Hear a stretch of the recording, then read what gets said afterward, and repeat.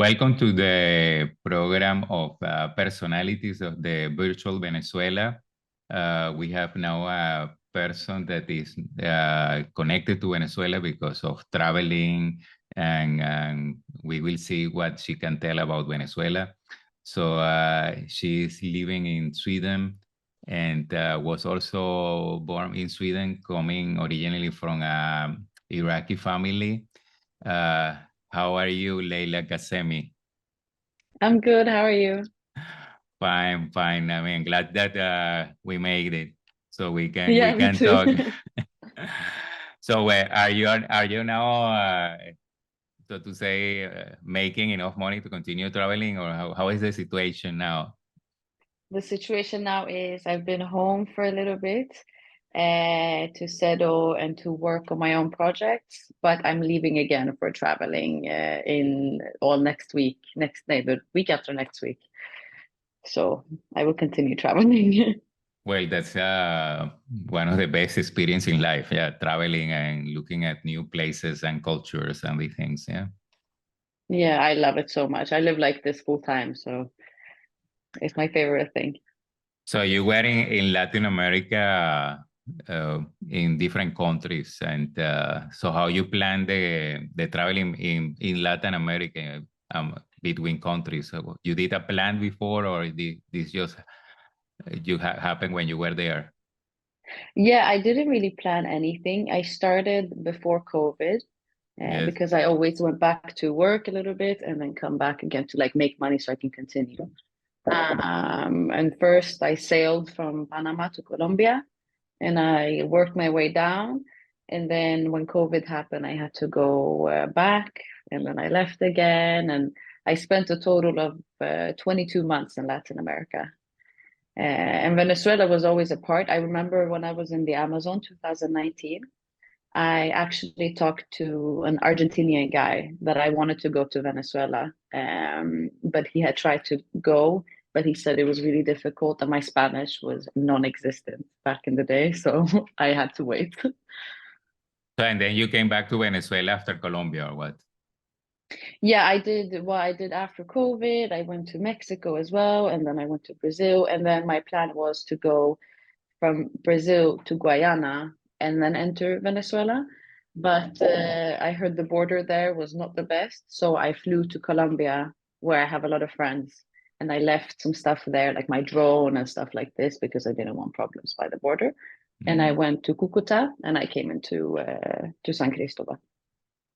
Well, that's probably one of the best ways at the time to come into Venezuela, because I have some friends that they come. As you probably know, I'm living in Austria. So some Hmm. friends that come to visit and they go and then through Bogota, and then from Bogota, then they come to Europe and so on. So it looks like for some people, that's the way, the easiest way, instead of going to Caracas and then flying from the middle of the country. Uh, Yeah, I think so too. well, this is strange for me because before it was everything from the middle of the country. So Oh, really? yeah, I Oh, mean that's crazy. the Caracas was the center point for many years of for traveling, for people visiting starting from Caracas, and so coming from Colombia was, I think, very rare. I mean, not necessarily, but now it looks like there is a way of traveling from San Cristobal to Cucuta, and from Cucuta to Bogota. So there is an established path, so to say. There is for sure. I think flying into Caracas is also pretty easy, but I really wanted to do more than because I knew that if I go to Caracas, I have to go like the other way. And I Yeah. really wanted to enter Venezuela with my first contacts because I had no contacts in Venezuela before. Um, so the family that I had the contact to live in San Cristobal. So I was like, okay, this is the best option to go like this. So, and of course, San Cristobal is a nice place to come because it's a lot of green, and the people are los gochos, as you said. Then, Yeah, I love them. Yeah, my family is coming from La Grita, close to San Cristobal. Ah, I Yeah, was in La Grita. yeah. And always when I go to Venezuela, that's one of my places that I try to get in because then you can walk and talk to people and drink a cafecito and, you know. No, people were so nice there. I really liked it. They were like they talked, like I said this when I had the interview with El Diario as well. Like they had so much love in their words. It was crazy to me because in Sweden we don't talk like this, you know. And like there it's just like so much like so expressionate. Like I really like it. You feel very welcome. Well, that's one of the characteristics of the Venezuelan because I think from the point of view of optic, we Venezuelans, we are a mix. I mean, you can see that there is any kind of uh, races mix, and then some people are darker or lighter, or with hair, different type of hair, shorter, taller. So it's Yeah. not easy to tell, but what is common is everybody likes to talk. Yeah, they really like to talk. It was really nice. They assumed I was from Venezuela so many times. Like in Caracas, there was, I remember somebody stopped me and asked me for help in the metro. And I was like, I don't know. Like, What is metro? What is metro? I was like, I don't know. I just know how to go to Petare and that's it. I don't know anything else. So, and in Caracas, where you stay? I saw you were in Petare.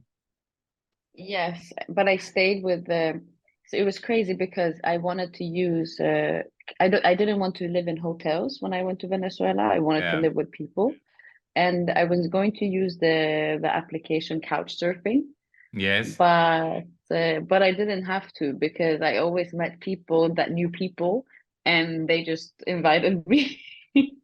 So I just lived like in Caracas. I ended up living. I met this girl in Colombia right before I went. She was from Venezuela, and I just heard her say something Venezuela. I was like, "Oh, do you know anything? Because I'm going soon." She's like, "Oh, I'm from there," and then we started becoming friends. And I didn't even know. And then she came to me like a week after. She was like, "Oh, but I talked to my friend in Caracas. You can live with them." Okay, thank you. So I live with them in I think the east part of Caracas, if I'm not Mm-hmm. mistaken. And then I went to Petare as well. They thought I was a bit crazy for going to Petare, but I really liked it. It was really nice. People were so kind, Well, it's part of Venezuela, and I think for sure. a big part of Caracas looks like Petare, so it's a good experience. Exactly. Yeah, No, that's and what I felt as well. of course, then there you were only Spanish and this kind of thing because I suppose I mean myself when my friends goes to Venezuela, I say okay, probably in Caracas you still find people that they may help you in English, but the moment when you go out of Caracas, I think it's becoming less possible to have the conversation. And so I don't know how was it. I mean, you were Spanish concentrated or what? Yeah, I didn't speak any English at Yeah. all. And it was good for me because I've learned Spanish while traveling. So I never actually went to school for Spanish. Yeah. So it was really nice for me to really practice because I get shy in Spanish, but there I didn't have time to be shy because I had to Yeah. speak Spanish. So it was really nice practice. The people I lived with, they understood English like pretty good, but we still spoke Spanish. Like sometimes if I really wanted to say something in English, I would say, but they would still answer me in Spanish. But that was the only time I spoke English in the entire trip, because no one else that I was with spoke English.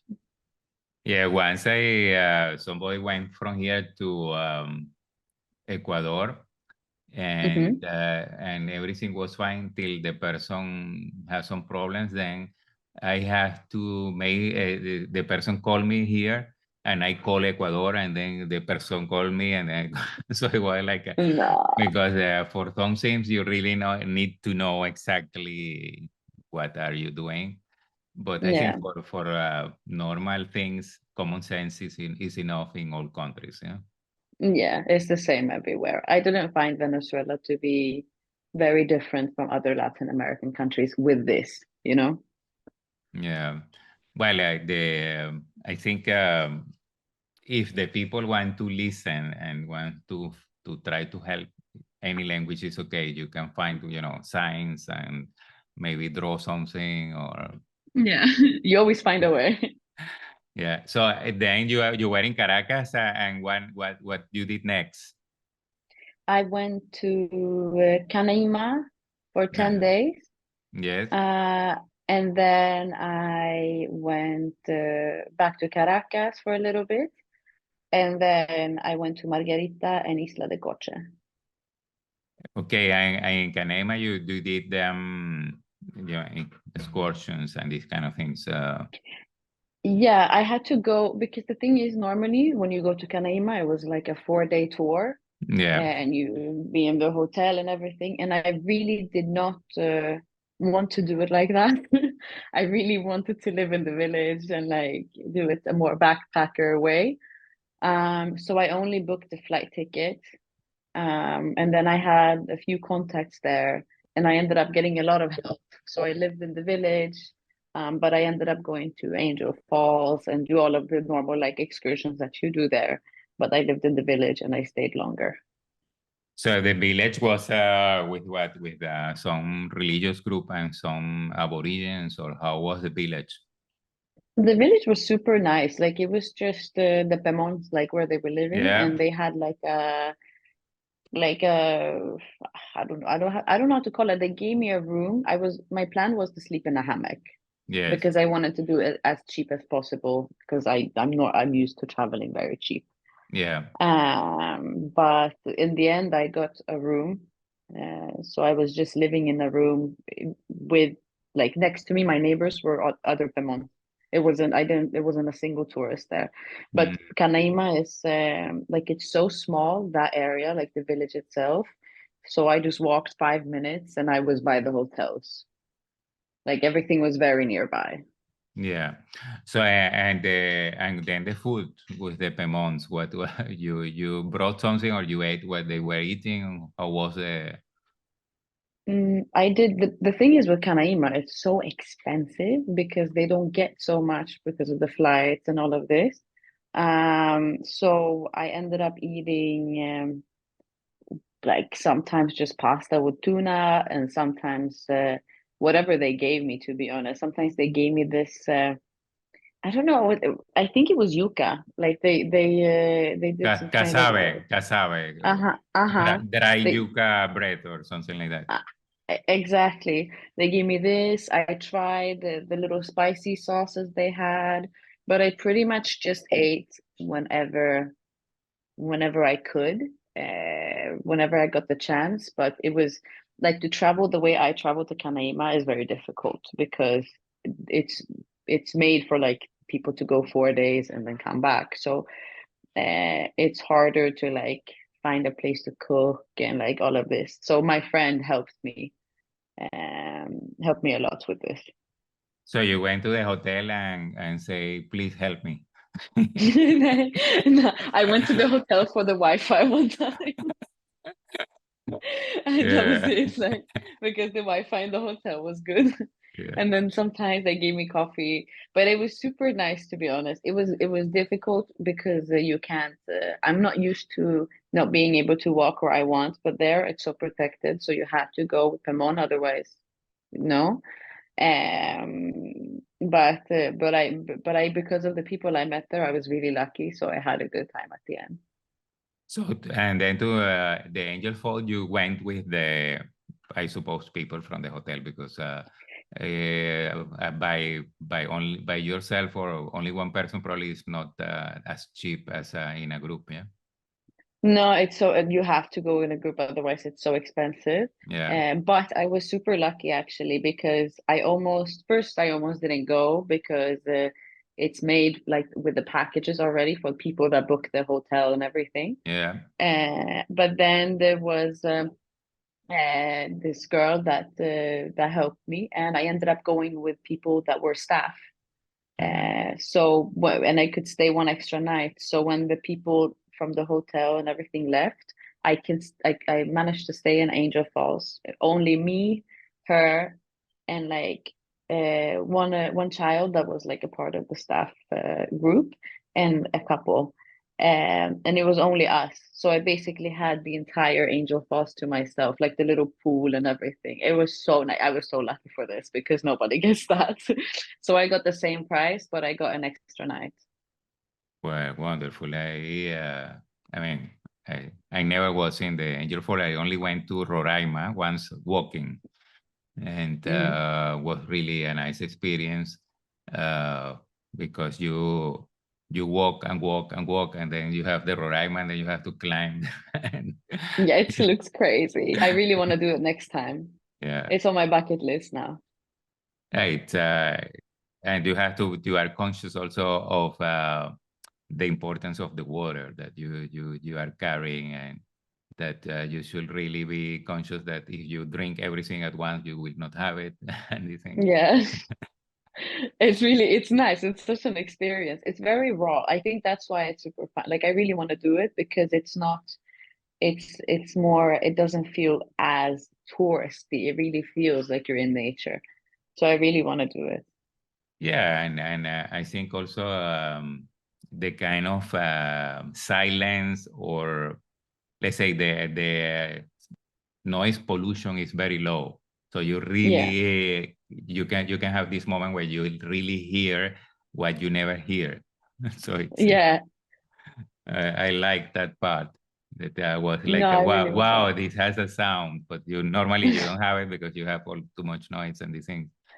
So No, it's amazing. It looks amazing. I really want, next time I go, I will do this. It's on my list. I have to do it. so and then you went to Margarita directly. You flew. Yeah, I flew because I didn't have much time because in Venezuela I planned a month. Normally when I travel, I don't plan. Like I just arrive and I just stay however long I feel like kind of. But in Venezuela, I planned because of the money situation. Yeah, It was really difficult because I don't have like Zelle, like the apps. yeah. My card, one of them stopped working completely, and it was just messy with that. So I had to plan in advance. So I had to fly to Margarita. But to be honest, I wish I had more time because to me, Margarita was a paradise. There was one beach, I don't remember what it was called, but there was one side of the island that just all of the beaches in this side, to me, was absolutely incredible. It was so beautiful. And I could stay in a posada there for at least a month just there. So I was like, okay, I need to go back here. So there you pay for the posada but was okay. Yeah, I paid first. I just had to find the accommodation, so I had to pay for a hotel. But I really didn't like the hotel, to be honest. It was the only experience in Venezuela where I was like, I didn't like this vibe so much. But then I found a posada. But then I got invited to Isla de Coche, so I was like, okay, I'm gonna go to Isla de Coche. So I didn't get enough time in Margarita at all. I wish I had more time. I got a normal like vacation time, but I really wanted more time. Well, Margarita is for Venezuelans at least one possibility to think that they are going out. So it's like Hmm. you go still in Venezuela, but you are on vacation, like you are traveling far away or something like that. It has Yeah, this flair that is a little different than other places. So and I think in the past was also a shopping paradise. I don't know how it is now, but the yeah. people were thinking, okay, we go there and then we only eat cheese and and whiskey and wine and It's perfect to me. It was perfection. It was so beautiful, and the cocada. I was having cocada like by the side of the road. Oh my God, it was so nice.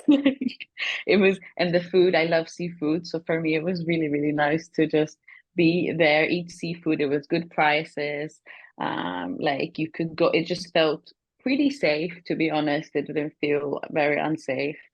And then the beaches. And me, I'm a beach person, very much. So for me, I love just, I could be there all the time. I could, if I had a little posada by the beach, I could stay a long time in Margarita. Well, that's a perfect situation. And I mean, how you found the bananas? The Because bananas, they are different, I, yeah, different bananas. yeah, Yeah. yeah. Here they don't taste like anything.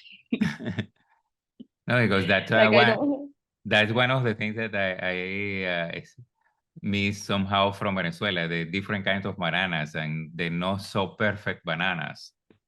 yeah, like it's so different. Here they really don't taste like anything. Like when I Yeah. come back from Latin America, I'm like it's not, it doesn't taste, you know. And plátano, like I can't, if I buy it Wow. here, it's Yeah. so expensive, you know, it's not nice, and it's just like, so I miss something so much, so Yeah. much. Well, today I cooked some arepas for some friends because they came for the brunch. And Yeah, I mean, it's so easy to cook. It's amazing how easy and it's fresh. And uh, I mean, the people really like it fresh because yeah, arepas when they are like 1 day old, they look like they are like a stone or something like that. yeah, yeah. No, they have to be fresh. Yeah, and I mean, it's always something good to have when you don't have anything in the kitchen. So in the fridge or something like that, you have arepas and It's so easy to. easy. Yeah, and so you went them back home then from Margarita. No, I went for my Ita de Coche with this family that invited me via Instagram. And they lived like on the non-touristy side of Isla de Coche. So I remember I went with this fisherman and I bought like so much fish, like a whole fresh fish for $5. And I was like, this is heaven. So, but I remember it was hard for them because we had to cook everything. They had a really good house. It was not that, it was just the electricity. Yeah, And because they got turned off, so like the fish won't last in the fridge. So we had to cook everything really fast. And but other than that, it was really nice. But it was interesting for me to see because this is something um I haven't seen a lot in other Latin American countries. And this was everywhere except Caracas for me. I noticed everywhere, but not in Caracas. So, but there, but it, the what part, the electricity problem or the yeah, fish? the electricity problem. Yeah, well, that's Yeah, probably one of the things that they try to keep because Caracas, I don't know how many millions are now yeah, the inhabitants, but let's say maybe 4 million or something like that. Imagine the chaos without electricity yeah. is worse than other places. That But would be crazy. well, that's I feel pity for my sister, for example. She's living in Merida, and Hmm. one day she told me they bought like a kind of power block where they can plug the laptop, the mobile, and one of the lights. So and they can have it for 2 days, and sometimes they need it for 2 days because there is no No, electricity. Yeah. it's so that is rough. That is difficult. Yeah. But Yeah, I mean, it looks like also they enjoy living there because they are surrounded by the yeah. That's the mountain. thing. Yeah. That's the thing. People are so happy. Like it's really, it's for me. It's really. Don't get me wrong. Obviously, this is something that I know people like struggle with, but at the same time, you see them, and it's like, yeah, the electricity is off again, and they seem kind of like they don't care. They're like, and they sit and talk to each other, maybe put a candle, like and it's like. It's really interesting to see because this is not something that I've seen in a lot of places, let's just say. Like, so it's really nice to see how people still keep the spirit up. This is what I like a lot with these countries, that people are so happy, genuinely so happy. And I really like that. It's very refreshing, especially now and how the world is, to see how happy people are with like just having each other and how important human connection is in general. Yeah, yesterday I was invited for a birthday celebration of a Venezuelan. He became Hmm. 50, and And this was a typical Venezuelan party abroad, but was, let's say, probably 80% similar to a party in Venezuela. And I was thinking, wow, this is such a different way of partying, because everybody is partying, young people, old people. Yeah. Everybody is having fun and together. It's not like you go what these places for those and these places for those. Is and then you end up some people singing with the microphone when you end up doing crazy things, and you say, wow, this is a really it's an outgoing folk in a way. I don't know. Yeah. No, but it's really nice. I feel like that's so Latin America. And it's also very Middle Eastern. In Middle East, we have this as well. Like you just see all of the ages in the same party. And there's just like, and I really like this because I feel like I always tell my friends, because like, for example, alcohol. I don't drink a lot of alcohol when I'm in Sweden. And almost never. But when I'm in Latin America, I drink more because it's like it's a part of it, but people go it because they go for the party, they go to have fun, and then there's alcohol there, but it's not like you have to drink to have fun. Like people Yeah. just genuinely want to have fun with each other. So everyone is always dancing, talking, like, and I'm like sometimes I'm a bit shy with dancing, but Latin America, I have no choice. Like they just drag me, and they're just like, come, we're gonna dance salsa, we're gonna dance this, and I'm like, okay. So I really like Yeah. it. No, I see it. I mean, myself, because imagine next December I will be 32 years here, so it's really a lot of time that I have spent in this, let's say, tight regulated society. Yeah. So, but when I have these opportunities, I feel like, wow, this is I forgot how good this can be. I mean, how easy it can be to just to go and talk to any person, and it's something. This is something, It's and definitely something. and also in very short time, you can have deep conversations. It's not always laughing, but you can talk about problems, or you can talk about political things or whatever. And then you say, but how come I say this to a person that I just know for like one day ago or something like that? Yeah. No, but it's really nice. It's a very open environment. Yeah, It's something. It's honestly, this is the same when you backpack and you go to like hostels and you meet people. Then it all of a sudden it doesn't matter what culture you're from, or even if it is more of a tight culture. You talk to someone and if you spend a week with someone, it's like it's your best friend. yeah. Because it's more of this openness, and I really like this. So Latin America has been there's a reason why I wasn't able to leave. I went back 4 times to Latin America Well, because of this energy. I saw you went also to Guatemala. My ex-wife, where I was married 24 years, is from Guatemala. I also love that country. It's different, quite different from Venezuela from the point of view of Yeah, interacting to people, but also beautiful colors, food, and the whole scenery and the things is beautiful. the nature there is crazy. It's so nice, and it's so easy to backpack there. Yeah, It's so easy. probably there are more. I mean, Americans for sure. There are more people coming from North America to Yeah, do even camping. Yeah, yeah, camping, and a lot of people go see Acatenango, the volcano. yeah. But it's crazy. I understand why it's so pop. I went too. It was amazing. Well, Guatemala is crazy. I love. I mean, my trips. I have different trips, but one that I love much was when I was to Tikal.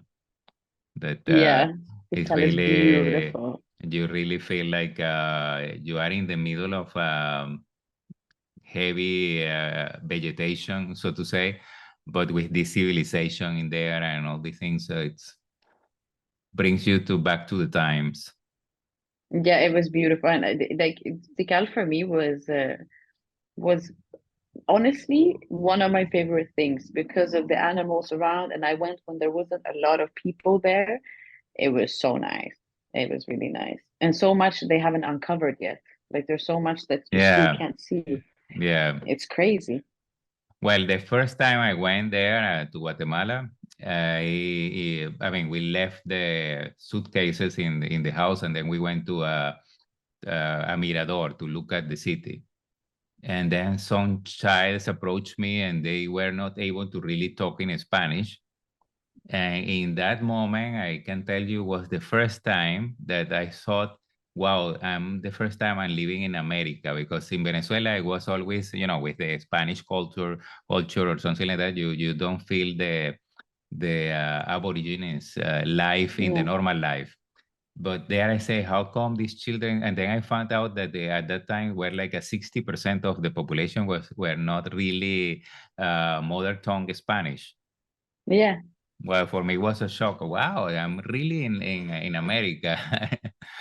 Yeah, it's really nice. I love the indigenous cultures. It's to me, it's so interesting. It's the same in Mexico. Like Yeah, some places in Mexico, and you just see, and it's just like a completely different world. It's so nice. It's so interesting.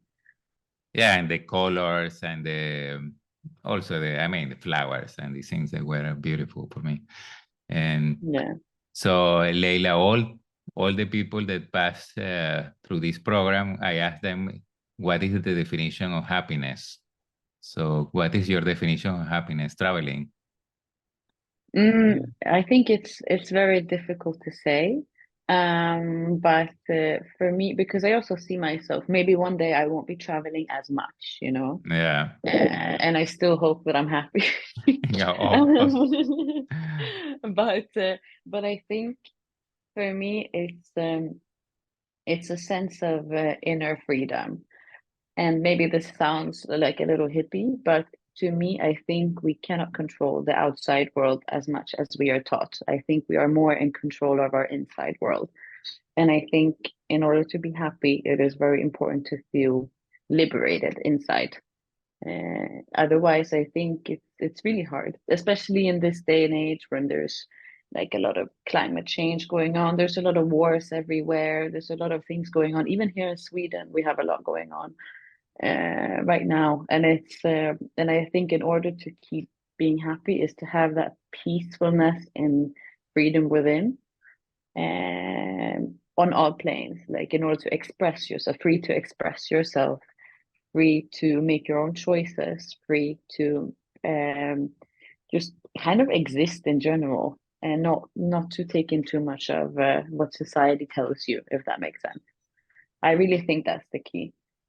Well, I think that's a good approach because this you can bring to any place and you can apply in every situation and in different human groups. So it's a perfect. And you have an slogan to push you up or something that you say when you are, for example, in the middle of nowhere and how to continue. So what is what your little voice inside tell you? Honestly, I try to see it as like, because it depends on the situation, but if I'm like trying to calm myself down or like trying to see what, because sometimes, like, obviously traveling like this, not everything always goes my way. Sometimes Yeah, it's just like a shit situation, you know? yeah, um, and it's, and I try to think two things. One, this is gonna be a funny story one day. yeah. I really this really helps me sometimes. I have some things that happen to me during my trips that I'm like, oh, but it's a funny story now. And uh, and then also, what can I learn from this? I at least try, because I think it's very easy to be mean to yourself and just like, especially like I said, me, I'm a very much an overthinker, so like a lot goes on and it's just like repeating itself. Yeah. But I think if I at least learn something from it, and it can be a funny story, then it's like, okay, this is fine. Like it will pass, because there's so much that happened. And if I could get let go of those things, I feel like I can let go of most things. Sometimes you just have to accept the situation. And I really have like been learning to accept. But every time I go somewhere, I learn it a different way. Well, that's true. I mean, now I'm better than before, but in the past, I was always losing my keys. And you can imagine the situations that you are when you are really losing the key and you have to do something, and there's a lot of stress and these things. But then when I tell the stories, how this is like a Charles Chaplin story. I mean, in the middle of crazy thing, just because you don't have the key and these things. Yeah, It's sorry, you are true. It's really true that everything can be told then lately. Like exactly. imagine when I lost the key the day of my wedding, for example. That was Yeah. crazy. Because you look at it, you're like, oh. Yeah, but And it that's becomes funny later. yeah, and the people tell that even when I'm not present, the people tell that because it's really a story. So, Yeah, it's funny. Leila, thank you very much. I really appreciate that you have your time for share with us your experiences, and I hope that the people take this as a motivation to also risk a little bit and do some traveling, low cost, and maybe more like going into the culture and not passing by like through hotels or restaurants that they look the same all over. Yeah, they do look the same everywhere. Yeah, so I think you are doing well, and I wish you can continue for a while. Don't settle, and No. accumulate more experiences and these things. Thank you so much. Honestly, I'm so happy to be able to share this as well. And I will be hopefully traveling. I have some plans for this winter, but I'm hoping to go back to Latin America also in the future. But I want to see a lot of places in the world. But I do think that all of these things that like make me happy, for example, everyone has their own things and their own path. And Yeah. I think everyone finds their way to find happiness. But to me, right now, this is what I really been wanting to do since I was a kid. So I'm really happy and proud of myself that I'm able to do this. So thank you so much that I'm getting to share this. Well, if you pass by in Vienna, you know you have a friend. Thank you. So all the best. Take care.